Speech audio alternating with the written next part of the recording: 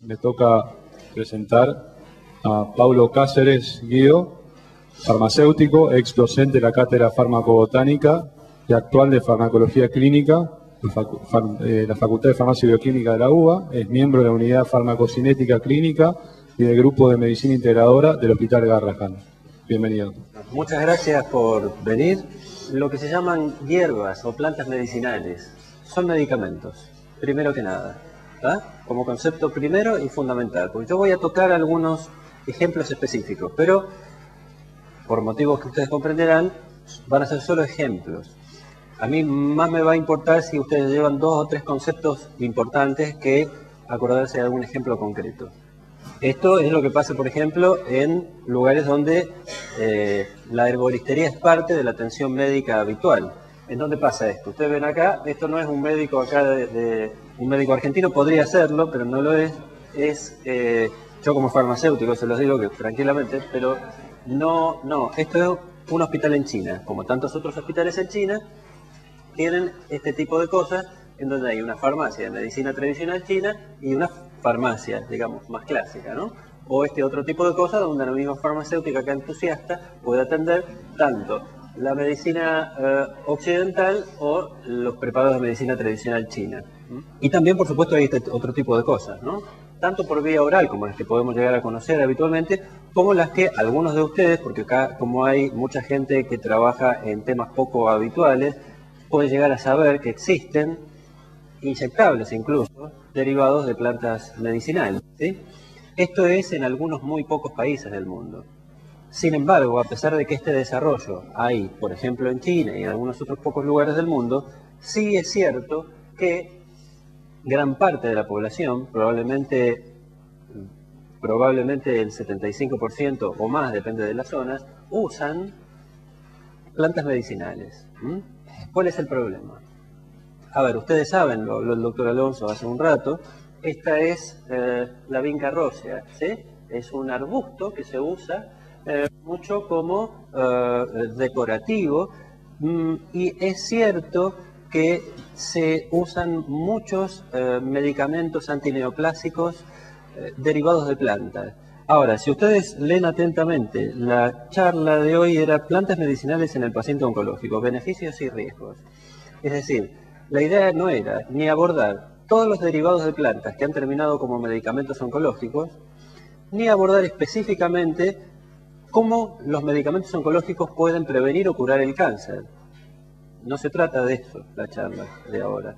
Se trata de cuál es la relación adecuada que debería tener, según mi criterio, que trato de reflejar un poco la tendencia mundial, que a mi parecer es más apropiada, la relación entonces entre un paciente oncológico y las plantas medicinales. Por supuesto, en el medio está el médico, ¿no es cierto? Existe, sobre todo para productos alimenticios, por parte de la FDA, que es uno de los entes que vamos a tomar como referencia en general, la Food and Drug Administration de los Estados Unidos, un listado de productos que son generalmente reconocidos como seguros. Este tipo de cosas son las que ustedes pueden encontrar. Hay una gran base de datos. Acá, por supuesto, no es la intención que vean detalles, pero sí ustedes pueden buscar, dentro de estos hay algunos derivados de plantas, extractos de plantas o plantas directamente. La mayoría son agregados, digamos, químicos agregados para darle determinadas características particulares a los alimentos. Se saben que muchas de estas tienen dosis habituales, digamos, de consumo habitual, que pueden ser seguras.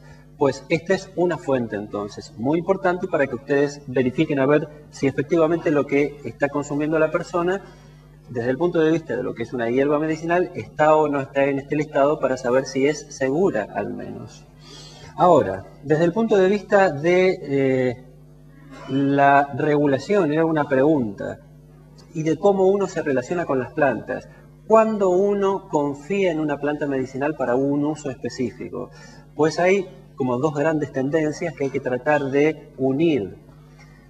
Una es esta, bueno, este es un caso específico, ¿no? Donde hay la conclusión a la que se arriba va tomando un número de acuerdo al tipo de compuesto particular dentro del listado de GRAS. la ANMAT refleja unas normativas que son nacionales, pero que se adecúan en las normativas del Mercosur, que dicen claramente lo que es un medicamento fitoterápico, pero además dice esto, que yo me permito leer con ustedes. Se define como los medicamentos que contengan como principio activo drogas vegetales, puras y o en mezclas definidas de estas, y o preparados de drogas vegetales, y esto yo no lo subrayé yo, ya estaba subrayado. Tradicionalmente usadas con fines medicinales y que no contengan sustancias activas químicamente definidas o sus mezclas aun cuando fuesen constituyentes aislados de plantas, salvo en los casos que así se justifiquen. En definitiva, lo que está diciendo es que el uso tradicional de una planta puede servir como apoyatura para su uso actual en algo. ¿Qué significa en otro sentido? Que para las plantas medicinales existe una forma diferente de ver la actividad respecto de cómo se analiza la evidencia científica en un medicamento, digamos, habitual, de la medicina alopática moderna, podríamos llamar. ¿Eso quiere decir que hay que tener solamente en cuenta el uso tradicional? No. El empirismo, es decir, el yo uso esto porque a mí me han contado, porque la tradición dice, porque se usa hace muchísimos años, es importante. Pero, porque es importante no lo digo yo, es importante. Ahora, ¿es suficiente? Naturalmente que no es suficiente. Se pueden correr muchos riesgos. Entonces, cuando hablamos de que no es suficiente, tenemos que hablar de esto. Tenemos que hablar de cuál es la evidencia. Grados de evidencia científica que son respecto, por ejemplo, de la fuerza de recomendación de uso. Ustedes saben, A es sólida evidencia para un uso, así va hacia B, que va disminuyendo la evidencia, o C, y cambia en D cuando la evidencia es aceptable contra un uso. Incluso, peor todavía, cuando hay sólida evidencia contra el uso. Bien, entonces, tomemos, sí, algún ejemplo. La codeína, ustedes saben perfectamente lo que es, o la morfina, saben que es un alcaloide, que viene de dónde, del opio. ¿De dónde viene el opio? De una planta que es el Papaver somniferum. Es esto, ¿sí? Es de la misma familia de la Celedonia mayor. La Celedonia mayor, Queridonium majus, es la única planta, según una de las fuentes que yo después les voy a nombrar al final, que tiene hoy evidencia B de uso en cuanto a actividad anticancerígena. Todo lo otro que dijo el doctor Alonso y todo lo que ustedes van a leer y leer y leer, la mayoría de los que tienen cierta evidencia tienen evidencia C. Es decir que lo que indican es que puede ser útil, estoy hablando ahora sí específicamente como anticancerígeno, pero la evidencia es tan insuficiente que hoy no se puede afirmar que efectivamente sean eficaces para los diferentes tipos de cáncer para los que se le plantea el uso. Incluso, ustedes ven una revista de ahora, de no hace muchos años, esto ya podría llegar a ser un poco viejo, pero bueno, habla de Ukraine, cuando habla justamente de esta planta. ¿Qué es Ukraine? Ukraine es un producto comercial que dice, yo no sé si se llega a leer, que dice que la sustancia activa es un alcaloide, ¿sí? Y derivados del alcaloide. Dice que tiene una composición X, dice, pero uno va leyendo más, dice que es un derivado de alcaloides de la Celedonia mayor, ¿sí? Y que hay una cantidad de estudios científicos y demás, y que modula el sistema inmune y que combate, entre otras cosas, una cantidad de tumores. Hay una cantidad de descripciones que ustedes pueden entrar en la página ukraine.com. El tema es que el Queridonium majus tiene aproximadamente 30 alcaloides o quizás un poquitito más. Este es uno de ellos. Y el Ukraine se combina químicamente con el tiotepa, que ustedes lo conocen por ahí un poco mejor, que se usa para varios tipos de cáncer, y da un compuesto diferente, que es este que está acá abajo. En otras palabras, hoy la evidencia científica más importante que hay respecto de una planta ni siquiera es de la planta directamente, sino de un derivado químico de la planta. ¿Verdad? ¿Eso quiere decir que esta planta no sirve para el cáncer? No. Quiere decir que no hay evidencia que soporte hoy su uso en determinados tipos de cáncer. El ajo es una de las plantas que está dentro del listado del GRAS que mostré al principio. Así que me pareció interesante porque ¿qué quiere decir? Que es útil. Ahora, si ustedes comen 2, 3, 4 ajos, además de tener varios problemas, pueden tener otros varios problemas. Hipertensión, hipercolesterolemia, etcétera, son varios de los usos que se han descrito en el uso del ajo. y es muy buena la evidencia como hipocolesterolemiante, no tan buena como antifúngico y demás, y de hecho está claramente contraindicada en diabetes y úlceras estomacales. Pero además tienen efectos adversos. ¿Sí? Fíjense que acá ya empezamos a abordar usos adecuados y usos que deberían evitarse, que es el tema de la charla, en pacientes oncológicos específicamente. Porque los pacientes oncológicos tienen cáncer, pero tienen una cantidad de problemas asociados, ¿sí? Que son los que muchas veces en realidad hoy sí está un poco más la ciencia relacionada a la fitoterapia cerca de poder ayudar o solucionar. Entonces fíjense que tiene como efecto adverso grave posible la hemorragia, bueno, por supuesto reacciones alérgicas, otras que pueden ser menores pero quizás no tanto, por supuesto tópicas también cuando se usa a nivel tópico, y las interacciones, bueno, algunas muy importantes con anticoagulantes sobre todo. Cáscara sagrada, muy buena como laxante, ¿sí? Ahora, un paciente en pleno tratamiento oncológico, que puede durar a veces meses en medicación por vía oral. Ustedes pueden decir si en algún momento tiene algún problema gastrointestinal que requiera un laxante, que tome cáscara sagrada, puede ser un problema, porque en sí es realmente muy buena. Pero además de producir dolores intestinales, que eso puede ser habitual en otros laxantes también, el problema es la interferencia con la absorción de medicamentos que pueden ser muy útiles para el tratamiento de su enfermedad de base, por ejemplo. Ni hablar de que la cáscara sagrada, estamos suponiendo que va a ser una cáscara sagrada con los componentes. ¿Cuáles son los componentes de la cáscara sagrada que están estandarizados en algún lugar? En otras palabras, ¿están estandarizados los componentes de alguna planta medicinal? No. Por lo menos no acá y en casi ningún lugar del mundo. Son muy pocos los lugares. Hay un sistema médico japonés, por ejemplo, que tiene como a la fitoterapia como uno de sus patas, sus ejes, y ellos sí dicen que cada planta medicinal que forma parte de su arsenal terapéutico tiene que tener determinada cantidad, porcentaje de principios, digamos, activos o de sustancias activas para esa planta en particular. Pero es una excepción. Prácticamente en el mundo no existe que cuando ustedes van a comprar a una herboristería o a una farmacia tengan claro cuál es el porcentaje de cada uno de los cascarócidos, por ejemplo. Ni hablar que esto varía de acuerdo al momento del año en el que se cosechó, el territorio en el que se cultivó, si hubo mucha o poca lluvia durante el año. Bueno, ni hablar que no sea exactamente el género o la especie de la que estamos hablando, ¿no es cierto? O que sea el género, pero no sea exactamente la especie. O que a lo largo de toda la industrialización, digamos, el proceso de industrialización, haya algún problema de calidad que determine que no haya una disgregación de un comprimido o una absorción adecuada, una distribución, etcétera, ¿no es cierto? Bueno, hay algunas plantas, por ejemplo el muérdago, que es el muérdago europeo, que no tiene absolutamente nada que ver con el muérdago, digamos, de nuestra región, que es un antihipertensivo en Europa, y la planta más parecida acá que justamente produce hipertensión, ¿sí? Que son dos plantas absolutamente distintas en cuanto a familia. Eso encima es una planta que depende del lugar a donde se aloja, porque es una planta que se pega a determinadas partes de un árbol más grande, depende de la planta en la que esté, tiene características diferentes. Con lo cual, el panorama es complicadísimo. Bueno, la hierba de San Juan, ustedes saben, tiene excelente evidencia como antidepresivo y es realmente, ustedes saben que un paciente oncológico puede, entre otras cosas, deprimirse. Y es realmente muy bueno, comprobadamente, muy bueno como antidepresivo. Es decir, que puede tomarlo alguien que está con cáncer o que ha tenido cáncer, podría tomarlo con la debida indicación, sí. Ahora, si está tomando algún medicamento que, ustedes saben lo que es el sistema P450, no se los voy a explicar yo ahora, existen inhibidores de la P450, ¿sí?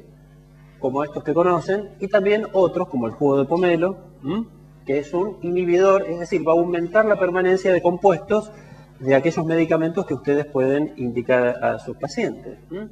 Por otro lado, también hay inductores de este sistema metabólico, como esto que ustedes ven y como, por ejemplo, la hierba de San Juan. Lo cual va a hacer, por supuesto, que la eliminación y deje desprotegido al paciente cuando en realidad está necesitando de determinada terapia. Sustratos de la P450, fíjense, ciclofosfamida, ifosfamida, paclitaxel, tamoxifeno, tenipósido, varios esteroides, irinotecan, vincristina, es decir, todo que ver con la charla de hoy.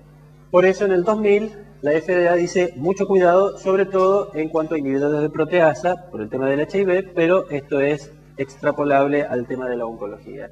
La equinacia se usa mucho para infecciones de vías respiratorias superiores, algo que no se sabía, un reporte muy interesante de interacción entre la equinacia y el etopósido. Por supuesto que las infecciones, sobre todo también infecciones respiratorias, pueden llegar a ser parte del arsenal que el propio paciente use para automedicarse. Ustedes dirán, pero estas son cosas que hoy por ahí están en internet, pero no se consiguen tanto acá. Hoy se sabe, y esto es una encuesta de hace apenas unos pocos días, 2 de cada 3 pacientes que van a hacerse atender al médico leyeron y cada vez leen más cosas en internet. El mismo internet en donde pueden luego comprarla, ¿no es cierto? Cada vez con menos problemas. La hierba del clavo es otra hierba que ustedes dirán, bueno, pero estas son cosas que, a ver, yo necesito información de gente que haya estudiado en Estados Unidos, en Europa, ahí me van a dar con la justa. Bueno, está bien, hay mucha información y es muy buena. El tema es que justamente de muchas hierbas de nuestra región hay todavía mucha menos información.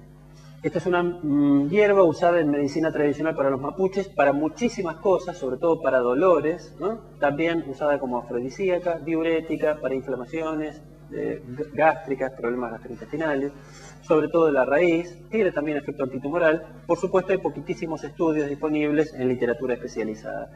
Hace muy poquitito salió una interacción muy clara entre hierba del clavo y ciclosporina, en donde se hacía clara referencia a cómo aumentaba terriblemente la concentración de ciclosporina en interacción con la hierba del clavo. Sobre esto no esperen encontrar mucho más que esto, porque no hay. Eso quiere decir que cuando uno se pone a usar una hierba medicinal en el medio de una terapia oncológica clásica, hoy es más el riesgo que el beneficio. Bueno, en dermatología hay muchísimas interacciones o problemas posibles. Los médicos, está claro, esto no es un invento mío, deberían educarse mucho más en cuanto a los beneficios de las terapias, fitoterapias, en el campo de la dermatología. Esto es una de las muchas tablas que hay de interacciones o de efectos adversos de fitoterápicos con plantas, de plantas con antineoplásicos. Ya voy a tratar de ir terminando, pero, por ejemplo, ustedes saben, el aloe es muy bueno, eso nadie lo duda, tiene muchísimas actividades demostradas. Ahora, una de las posibilidades es usar el aloe en lesiones por radiación. Bueno, ya hay en los últimos 10 años aproximadamente muchos estudios que dicen que no sirve la crema con aloe, y en el mejor de los casos que la crema de aloe tenga realmente aloe, para tratar las lesiones por radioterapia, ¿sí? Esto es uno de los últimos que viene a ratificar lo que varios otros estudios anteriores han dicho. Eso quiere decir que no se puede usar aloe. Podrán usar aloe, pero no esperen que eso mejore significativamente el resultado de una lesión por radioterapia. Bueno, a ver, la lavanda, ustedes saben para qué sirve. Entre otras cosas, sirve para tranquilizar, y es muy bueno. El problema que le pasó a estos chicos, que eran 3 muchachos, que le empezaron a crecer las mamas con un jabón que tenía tea tree oils y también lavanda, ¿sí? Entonces empezaron a generar ginecomastia, ¿sí? Entre otros problemas. ¿Tá? Entonces es un problema. Ustedes dicen, bueno, vos podés relajarte y fíjate si te bañás con algún jabón con lavanda. No más esto lo voy a pasar así a la velocidad de la luz, porque hay pocos estudios, al final lo vamos a ver, pero esto es algo que nosotros venimos trabajando en el Hospital Garrahan en combinación con la Facultad de Farmacia y Bioquímica, la Fundación Instituto del Loar y el CONICET. Hicimos sabiendo que los antibióticos son un problema que también afecta a los pacientes oncológicos, y que hay muy pocos antibióticos en el mercado mundial, sobre todo en los últimos años. Incluso hay un proyecto que dice para el 2020 debería haber por lo menos 10 nuevos antibióticos, y hasta ahora hay solo 1 nuevo.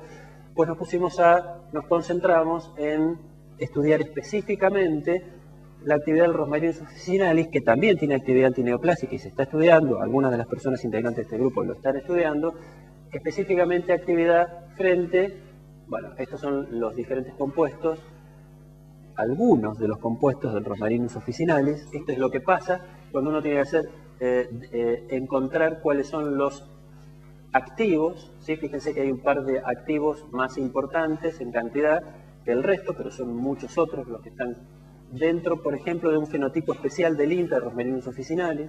Se está en este momento estudiando cuál es específicamente el mecanismo de acción. Hay modelos de laboratorio para estudiar esto y no es en absoluto sencillo. El objetivo de nuestro trabajo fue estudiar la eficacia de bioactivos aislados de plantas de romero contra bacterias, en general multiresistentes, ¿sí? Previamente había ensayos in vitro, y por supuesto este protocolo fue aprobado por comité de docencia e investigación. Incluso hicimos un trabajo también en animales, que lo estamos haciendo, lo estamos siguiendo. El objetivo general es investigar bioactivos de Rosmarinus officinalis con actividad antimicrobiana en cepas aisladas de los propios pacientes del hospital.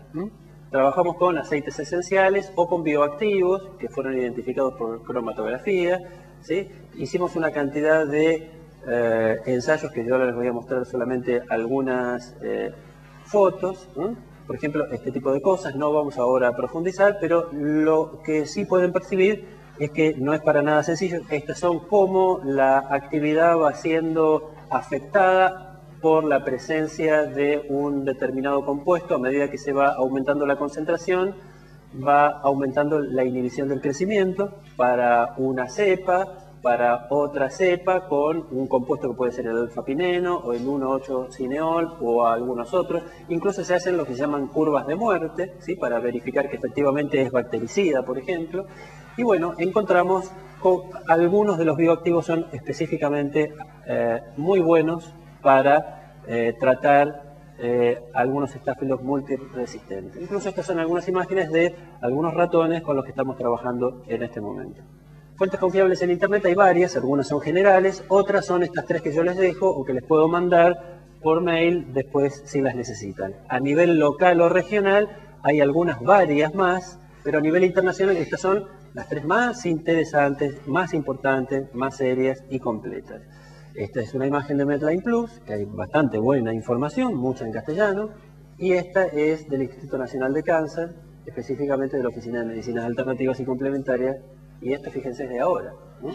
Plantas medicinales, por favor, en embarazadas, en neonatos, absolutamente prohibida. Fitoterapia depende, ¿sí? Depende del momento, depende del paciente, depende del estadio, etc. ¿Sí? Fíjense cuál ha sido la evolución cualitativa de los artículos de medicinas alternativas y complementarias. En 1993 había 2 artículos por año, en el 73 42, en el 98 400, hoy hay casi 1000 artículos por año, es decir, creció muchísimo. Sin embargo, fíjense, de oncología solamente hay 18.000 artículos por año, de fitoterapia hay 2.000, es poco. Ahora, la relación entre ambos, esto es oncología, esto es fitoterapia, muy poco, pero peor aún es esto. Recién en el 91 hay el primer artículo publicado en Medline que relaciona oncología y fitoterapia, es decir, nada. ¿Y hoy cuántos hay por año? 40, nada. Bien, por lo tanto hay muchos obstáculos para hacer investigación. La complejidad que ustedes vieron era parte del objetivo, que entendieran que si no se hace es porque en parte es muy complejo. Y si no se hace, tampoco se puede confiar en algo que no se hizo. O pueden confiar, pero ya es un problema de ustedes. Bien, falta de desarrollo y disponibilidad de productos para investigación. No es fácil hacer un placebo de una planta medicinal, por motivos varios, sobre todo farmacotécnicos y de características organolépticas. ¿Cómo se estima el producto de un solo componente cuando hay una variedad de compuestos, que ya los vimos? Y además no hay forma de armonizar compuestos de prueba, la calidad del producto, que también vimos antes. Propuesta de muchos investigadores hoy en día, hay que aumentar la evidencia disponible, ¿sí? Hacer mucha investigación específicamente en cáncer con hierbas medicinales. Bien, mucho cuidado al prescribir, sugerir usos, ¿sí? Porque muchos daños pueden ser irreversibles, y niños, ancianos, embarazadas o pacientes con patologías graves o crónicas, mucho más cuidado aún todavía. Eso es todo.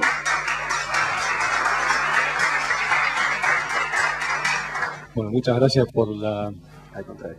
Clara presentación. La verdad que fue reveladora y es muy importante tener por lo menos información clara, algunas guías y por otro lado saber que hay muchos pacientes que no reconocen al médico los compuestos que toman y eso es una cuestión mayor porque uno no sabe que lo están tomando, están prescribiendo drogas y las interacciones pueden ser muy complejas. Yo diría nomás, hacer de cuenta que no existe no hace que el problema desaparezca. Esto seguro lo dicen desde los griegos para acá, todo el tiempo, todo el mundo, pero en la práctica uno actúa como si esta frase no existiera. Es decir, el médico escucha al paciente, hace de cuenta que el paciente no toma nada y la verdad es que debería tener muy en cuenta que lo más probable es que algo esté consumiendo. En otras palabras, si la anamnesis es lo suficientemente clara, respetuosa por la cultura y la tradición de la persona, porque eso es fundamental, que uno no crea, ustedes no crean, no quiere decir que el paciente no crea, con lo cual esa distancia se va a estrechar y ustedes van a obtener muchísima más información si son cálidos, respetuosos, ¿sí? Contenedores, porque incluso nosotros hicimos una encuesta, lo hicimos con enfermeras del hospital, porque sabemos que las enfermeras son las que están más tiempo en contacto y las enfermeras están casi en un 90% de acuerdo con el uso de, en general, medicinas alternativas y complementarias, y son las que están todo el tiempo con los pacientes. Así que no solo sabemos que las usan, sino sabemos que quienes más están en contacto están de acuerdo. Una pregunta, tal cual se puede hoy comprar y se ofrecen las hierbas en nuestro país, dos preguntas, si se ha hecho algún control de calidad sobre eso y qué es lo que podemos esperar en cuanto a eficacia y seguridad tal cual se les dispensan hoy.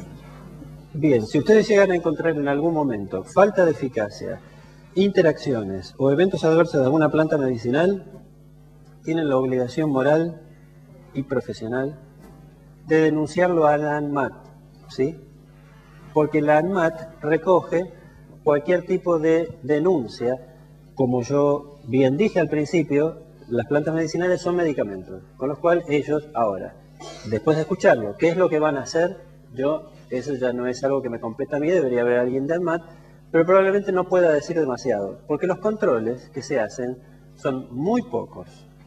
Solamente una franja muy estrecha de plantas medicinales tienen muy buenos controles. Controles, podríamos decir, por profesionales especializados en el tema, que uno sabe, que saben y que trabajan muy bien. Pero del resto hay muy poco. Y puede haber mucha contaminación, mucha adulteración, y en el mejor de los casos que fuera bien que la planta exactamente sea esa que el médico está indicando, digamos, puede estar siendo mal usada, pues las dosis pueden no ser exactas. Es decir, yo diría que estamos realmente mal, porque además no hay ningún tipo de ganas, de voluntad política de avanzar en una legislación seria sobre el tema. Bueno, muchas gracias por la presentación.